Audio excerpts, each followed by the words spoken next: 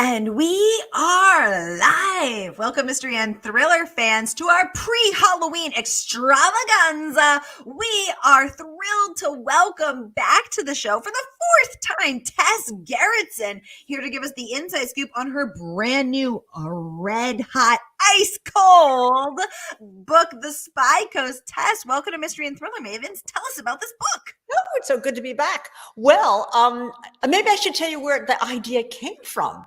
Tell us all the things. So when I moved to Maine 33 years ago, my husband opened up a medical practice. We live in a little town, and he would always ask his patients for an occupational history. And more than once, they would say, I used to work for the government. And he said, well, what did you do for the government? And they would say, I can't talk about it. And he began to realize there's something a little odd about this town. So we asked around, and it was a realtor who told us, oh, they're all retired CIA. And I found out that on my little street where we were living, there were 2 retired spies on our street.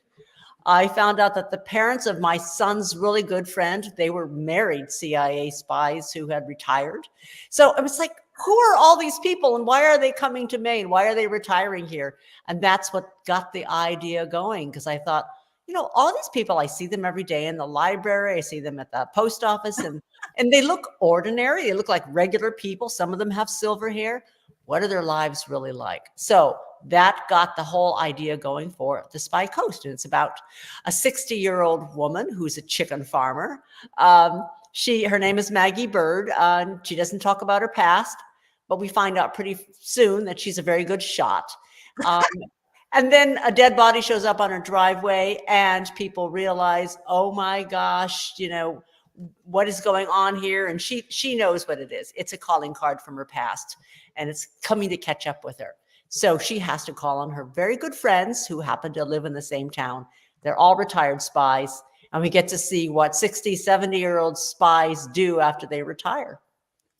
Well, Tess, I am so excited to welcome you back to Mystery and Thriller Mavens, and I am so excited to talk all things about The Spy Coast because, oh my God, you guys, I am loving this book. I'm loving this book. Tess Gerritsen has kept me up, no lie, until 2:30 every morning reading this book. And now I'm starting to slow my pace down because I don't want it to end. I need more Maggie Bird and Joe Thibodeau and all of the amazing characters. And we're going to get into every delicious detail. But I want to know what questions you have. So we are broadcasting live to 7 different destinations across Facebook and YouTube. So hey, mystery and thriller loving friends, no matter where you're watching from, you're in the right place. This is the right time. It is Mystery Monday, and because Mondays can be murder, we're going to make them a little less painful and get your week off to a killer start with this very special pre-Halloween extravaganza. We've had Cheryl Head, we've had Lee Child, Andrew Child, and now our star act, Tess Gerritsen. So any questions you have for Tess, get them going in the comments. Renee, welcome to the conversation, saying hi, Sarah and Tess from Southeast Florida. Hey. Hi, Renee, welcome.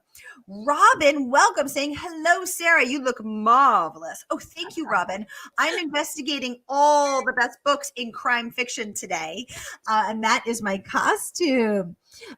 We have Marcy joining us from Hull, Massachusetts. Hi, Marcy McCreary.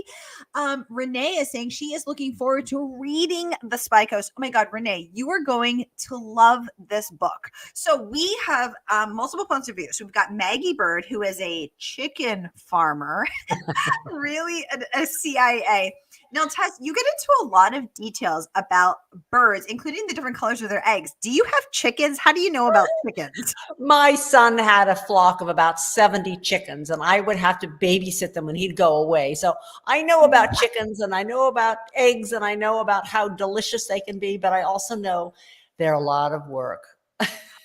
What? So and I don't know how to say this, Arcana, Araucana. Yes, Araucana. They actually do lay these beautiful, sometimes bluish, greenish eggs. They look like Easter eggs. And so my son would have layers that would do brown, white, speckled, and these blue ones. And he'd always arrange them in the carton so they look very pretty. And then he'd sell them at the farmer's market, and they'd always go out. Oh my gosh. Okay, so I was wondering, so that's the first question I had is how the heck does Tess Gerritsen know anything about chickens?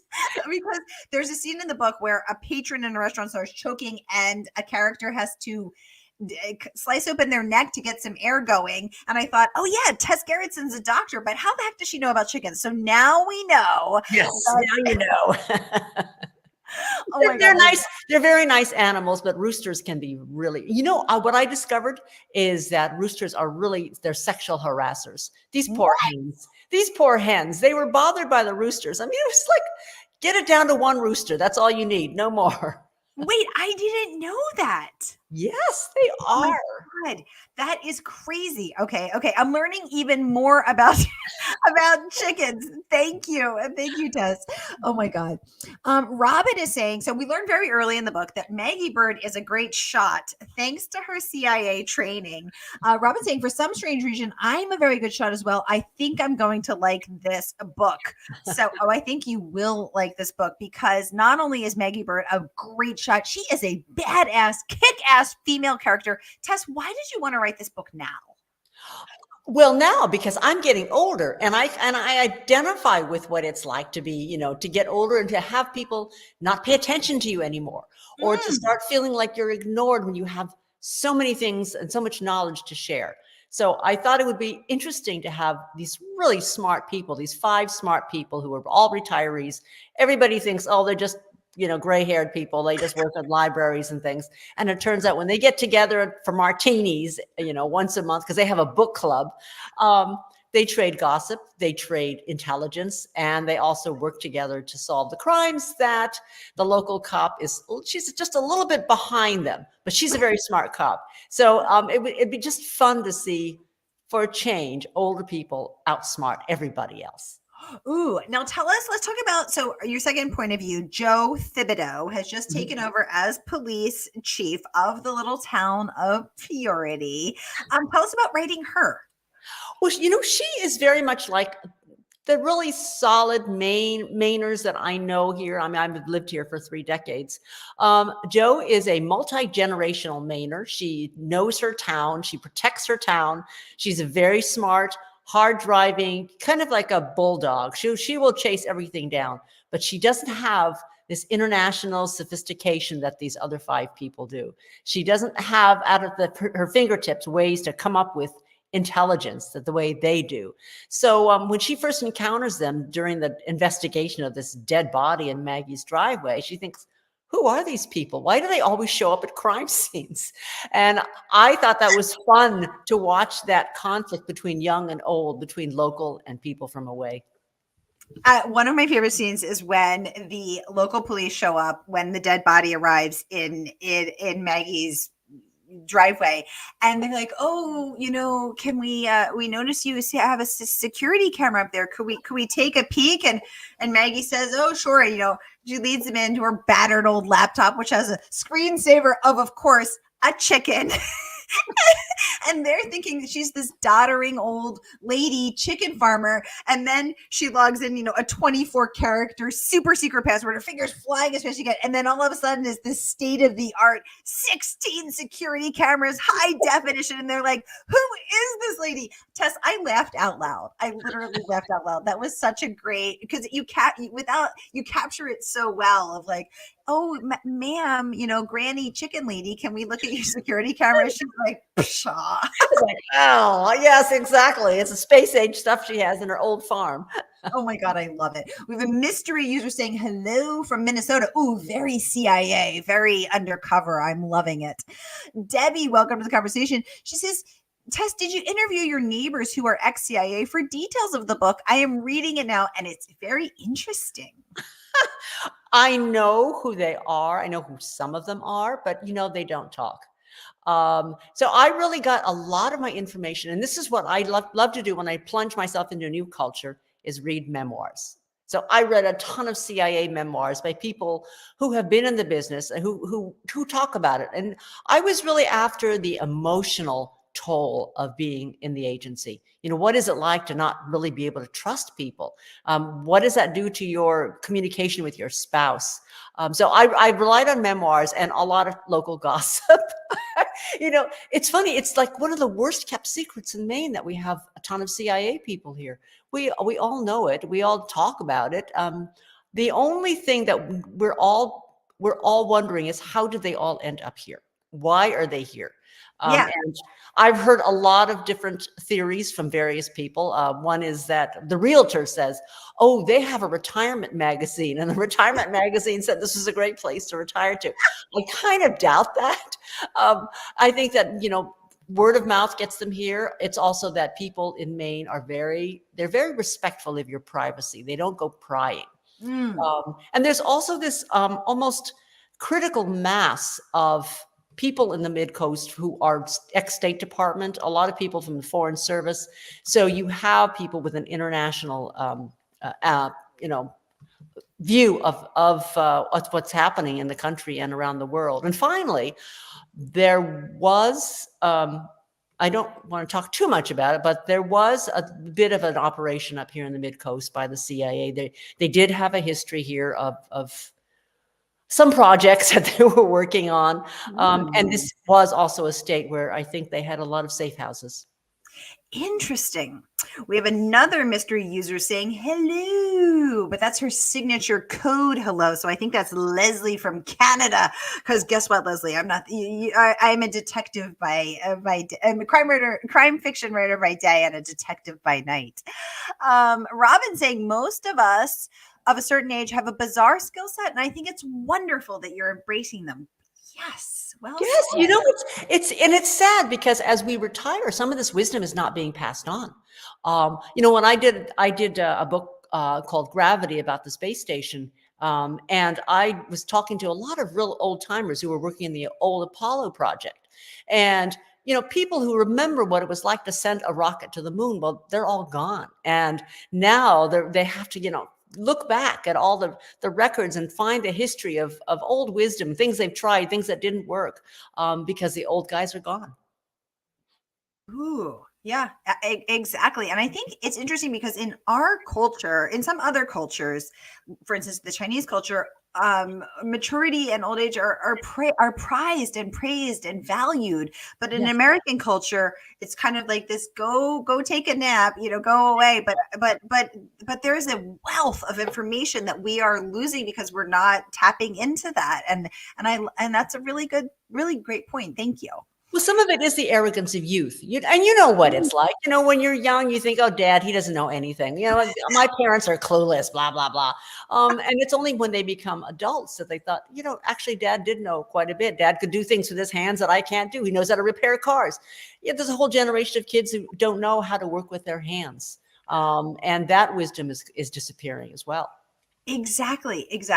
Y'all, the book, you'll want to get your hands on this book. I'm telling you, I am devouring it. I am truly loving this book, and you can pre-order from our favorite woman-owned independent bookstore. That is, of course, Murder by the Book. So grab your copy here, whether you're watching on Facebook or YouTube, click and order and get your hands on the Spy Coast now. Let's get into some of these other questions. Patricia, welcome to the conversation, saying, I can't wait to read The Spy Coast. I love books set in Maine. Chicken babysitting, really? Moms will go out of their way to help their kids, don't they? I think he was gone for 2 weeks. Now I have to add, it was not just chickens I had to babysit. I had to babysit his sheep and his Scottish Highland cattle. And it was the cattle that got to me because they kept escaping. And they had these giant horns, right? So you're trying to get them back in the pen, and they don't want to get back in the pen. You're thinking, they could kill me. How many of these animals were you babysitting, Tess? Well, I guess it was, if you count the 70 chickens in this flock, it was quite a few. Wow. That's when I discovered that the old thing about, sheep not being very smart was absolutely true. Really? Okay. Oh my God. Okay. So we are learning a lot about Tess Gerritsen tonight, chicken, sheep, and cattle wrangler. We're learning so much, you all. See, this is what the thing is. At Mystery Thriller Maves, you never know what you're going to learn. Renee wants to know, do the people, that's a good question, actually discuss the books at their book club? They start off doing so, but they always end up with martinis and wine. And you know how that, you know what happens after that. Like most book clubs, you know, Yeah. So it's fun to talk about this fictional book club and choose which books are going to be talking about that month. that is I did want to ask you about that. So I actually had to look up that book and I was like, wait, how did you choose, why that book? I just happen to have a copy of that in my personal library. You know, the travels of this one man in the 1500s, and I thought, well, that's something the CIA might be interested in. So yeah, I get obscure books for my fictional book group. I love it. Marcy saying, I'm loving all these crime novels coming out with older female kick-ass protagonists, ensemble cast, like Killers of a Certain Age by Deanna Raybourn, which I interviewed her last September, The Change, and the Thursday Murder Club series. Absolutely. And high time. And let's see more of that, I say. And I'm telling you, Marcy, you're going to really love this. Robin's wondering if the CIA agents maybe feel safer with others from a similar past. Oh, I think that's absolutely true. That's part of the reason they gathered together. And you know, it's true for I think probably police officers often seem to find themselves in the same states in the country. They can talk with each other. They feel safe with each other. I have heard that, you know, so much of this is rumor. Okay, so I'm not going to say this for sure, but I have heard that they can identify each other's cars because of something they've done to the cars. Some little paint signature that tells them, oh, this is a friend's car right here. I should keep an eye out for it. And I also think that part of the joy of being in this part of Maine is that we do have these really educated people, and we have pretty much it's a world famous meeting here every year in the winter. It's called the Camden Conference, and we bring in CIA, we bring in diplomats from around the world to talk about world affairs. It's open to the public. But I remember thinking, how does a little town of 5,000 people manage to attract former politicians from other countries to come and talk to this little town? And I think it's because we have people with the contacts here. Very interesting. Renee wants to know, do relocated people in the witness protection plan program also end up in Maine too? Well, I had heard that that's part of the reason that CIA retires here, is that in the past, maybe in the 50s and 60s, this was a place that they would park people to be safe. I mean, there's a lot of trees here. There's a lot of places to hide, and it would be an obvious place to put a safe house, because there's like nobody around to see who you are. Indeed. Sharon, welcome to the conversation, saying this sounds very intriguing. I'm telling you, Sharon, it is so great. We have a mystery user saying, I'm about to start this one. I have an advanced reader copy. Oh my gosh, you are going to love it. Someone else saying Maine is my happy place. Renee saying she pre-ordered the Spy Coast. Tess, happy early pub day. Thank you. Yay. Sharon saying you are such a great mom. I know. Tess, chicken babysitter, cattle herder, sheep wrangler. The list goes on. Robin saying, and the older women are gone too, mostly lost to history as never included. She is so thankful for Hidden Figures. Yes, exactly. Yes, absolutely. I mean, and it's in every field, you know, medical, from the woman who started, I think it was the woman who started Social Security. It was a woman, right? And I didn't know that. Yeah, and then, you know, there were so many women scientists who did not get their due. Women who should have gotten the Nobel Prize but were overlooked because the men took over. And then, like Hidden Figures, all those women mathematicians who figured out all the trajectories of space flight. So without books, we would not know about them. Exactly. Such a great point. Sharon saying she's only ever been part of online book clubs, so she has to do her wine drinking alone. Oh, that's a shame. What's fun about this book is that if when they have their book clubs, they also it's also a potluck. And so these 5 people bring in food from recipes they've gathered from their many years abroad. And so they get to eat all kinds of interesting foods as they're talking about their books or not talking about the book. Exactly. And it's like, oh, she was in Bangkok, so she's going to bring this. So she lived here, she's going to bring a lamb stew. And to see all of those influences from curries and spicy flavors from their years of being embedded in various countries, I love that. That was such a nice touch. Jennifer, welcome to the conversation, saying, I live in a small town in Maine and my best friend lives in Houston. So we have visited Murder by the Book together. This is such a fun clash of worlds for me. Oh my God, Jennifer, you're meant to be here. This is a clash of worlds, a book about Maine from an author by Maine with me who's in Boston, but in partnership with Murder by the Book in Houston. And we're all united in our love of mysteries and thrillers. So, and Murder by the Book, what a great store that is. I've been there a couple of times too. I love it. Yay. And thanks to Murder by the Book, you can pre-order tonight and get your mitts on the Spy Coast. You're not going to want to miss this red hot, ice cold, twisty thriller. Here is the link. You're going to want to pre-order now. And the good folks at Murder by the Book will send it out to you tomorrow morning. So grab your copy. Yeah. So Booklist has awarded you a starred review, as has Kirkus. Congratulations on that. Let's take a peek at the review. Booklist raving Gerritsen branches out into the world of espionage, expertly mixing spy drama with romance and wry comedy. Gerritsen fans and readers of Richard Osman's Thursday Murder Club mysteries will love this. Well said. Publishers Weekly raving. The plot bustles along nicely, careening from Thailand to Italy and many points in between. But the real surprise is the richness of Gerritsen's supporting cast, a cantankerous bunch whose love for one another runs deep. Oh, that's so beautiful, Tess. Congratulations on that. Let's talk about that Kirkus starred review, because Kirkus praise don't come cheap. No. So this is I think we're all terrified of Kirkus, right?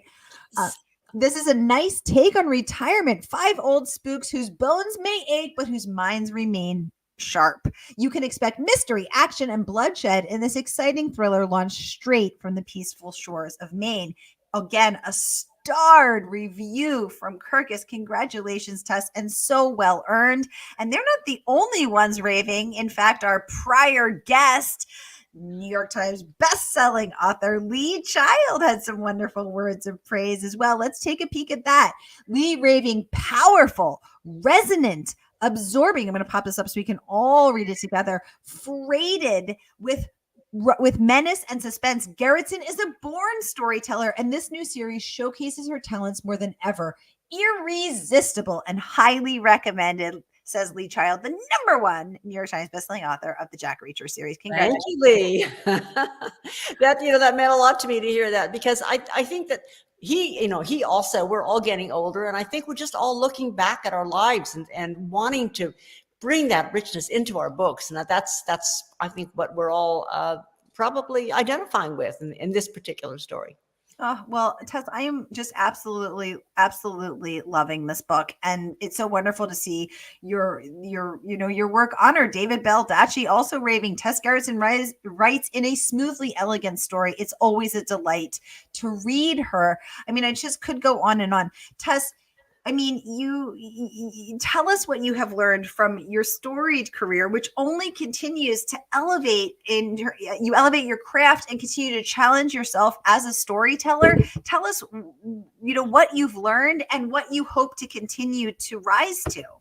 Well, I think what I've learned is that write what you want to write about. Don't listen to anybody else, okay? Because I have been given bad advice again and again.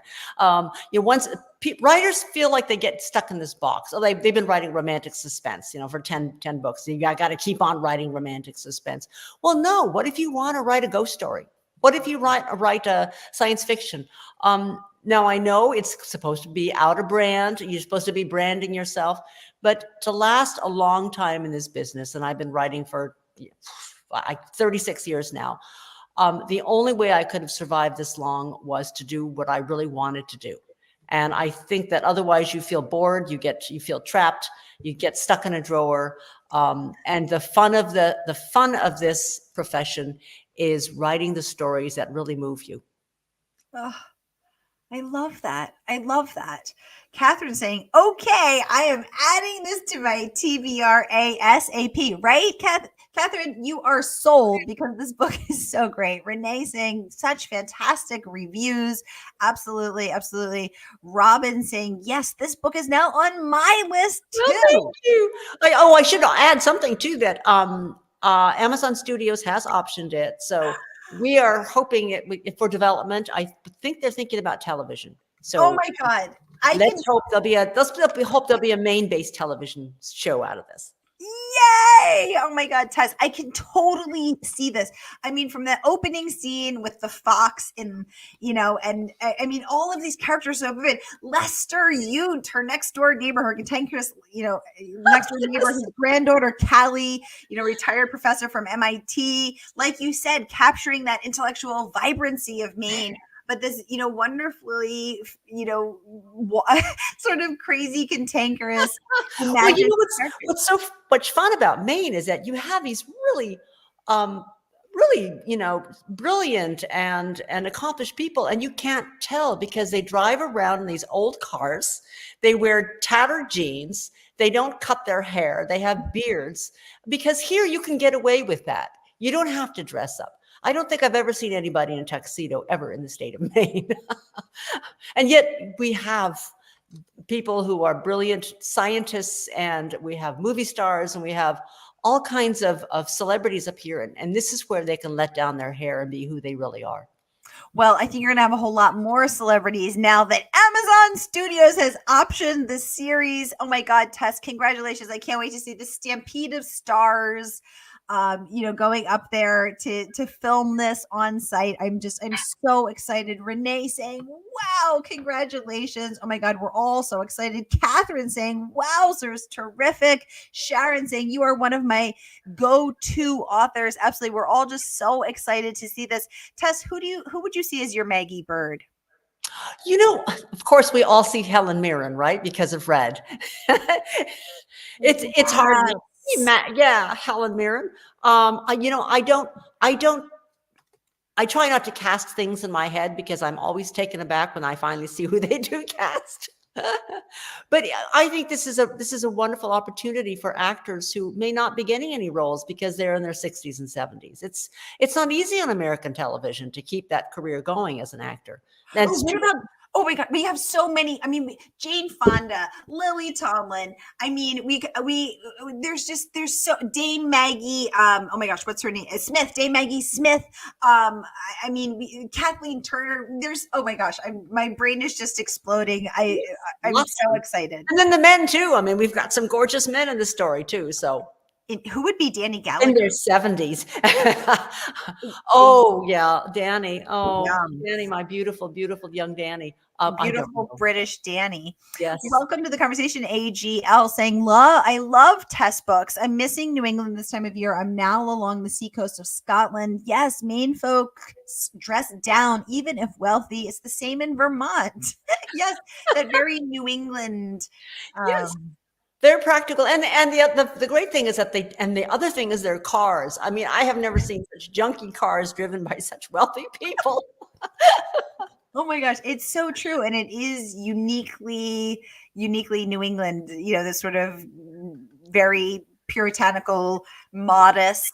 Right. Nobody likes to stick out here. This is not LA. This is not Hollywood. They don't like to stick out. We probably have one of the lowest purchases of makeup in the country. I think nobody here wears makeup unless they have to go on camera. Oh my God, I love it. Well, Luann Rice raving about your ability to capture everything from small town in Maine to life in Bangkok, raving that your book is ingenious and spellbinding and utterly thrilling, full of morally complex characters with deeply buried secrets and a life and death chase into the past. I loved that from her and loved hosting her for her last book. Kathy Reichs deeming this a riveting tale filled with engaging characters. I look forward to the rest of the series. Tess, I noticed as I was reading that you have a seemingly effortless way of weaving back and forth between dual timelines of, now 24 years ago, 16 years ago, you're going back and forth between timelines seemingly effortlessly. And it's your ability to reference things from the past that make me want to know, who the heck is Danny Gallagher? What's going to happen to him? You know, where is he now? What happened all those years ago in Malta? I've got to know what happened with Operation Cyrano. What do you think? You know, you said 36 years you've been at this. What is the most important, ingredient to building suspense? Oh, knowing who your characters are and always having them keep secrets from the reader. It's, I think we don't need to find out necessarily who the killer is. We don't really care who the killer is. That's just like the thing that pulls you forward, like like when you're making a cat chase after something on a string. The reason we keep at this, reading the book, following these people, is we want to know who they are and what their own personal journey is. So yeah, there's a dead body in Maggie's driveway, but that's not what you really read this for. You read this to find out, why is she such a haunted woman? What happened in her past? So I think that it really all starts off with creating a character we really, really are engaged by. They don't have to be good people. They don't even have to be people you like, but they have to be fascinating. I'm going to be thinking about this for the next several days, because that is so interesting, Tess. I thought I was reading it to learn who the dead body was and why he staged the body in her driveway in that particular position. These are things I need to know. But you're right. I need to know what happened to Maggie to make her so sad and so that living in Maine, when this is a woman who loves heat, who loves spice, who loved living in Istanbul, what made her move to very cold, snowy Maine? Because she said that's the last place they'd look for her. I need to know, who are they? Why would they look for her? What has happened? But what do you think? So you're right. I am reading for this character. So how do you build a, quote, fascinating character? How do you build someone that I care so deeply about? It comes in little things. I think it's just little details that come to you as you're writing. I mean, I don't write a character sketch ahead of time. I just start with a voice. I just hear Maggie's voice saying, I'm not the woman I used to be. I'm here. I've been driven here by circumstances. It's not where I wanted to be, but here I am now, and I'm gonna make a new life. And you think, what happened to you? And as I started off with a dead body, and I thought, well, I have no idea what this means, that there's a body in our driveway. But little by little, you get to a point where you think, oh, it's time for a flashback. And then you go back and see Maggie as a younger woman when she meets her husband, and what happens to that love affair. I wish I could tell you I knew what I was doing. I really don't. I liken it to being a fantastic gymnast. They can do all these twirls and twirls, right?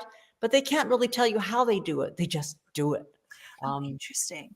So Tess, when you say that you heard this voice of I'm Maggie, were you literally just sitting at your kitchen table, making some coffee, having some coffee, or tending to your son's chickens, and you heard a voice saying, I'm Maggie, I'm haunted, this is not who I used to be? Did you hear a woman's voice say that? Yes, I heard an older woman say, I'm not the woman I used to be. And in fact, I think I might have been in bed, and I got up, and I have a little notepad next to my bed, and I just wrote that down. I am not the woman I used to be. And I thought, what does that mean?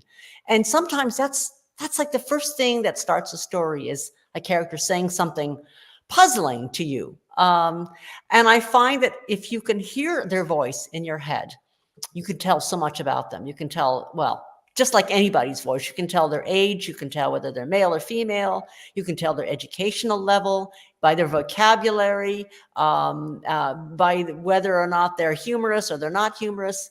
And that character is really what's going to be driving you forward, that voice.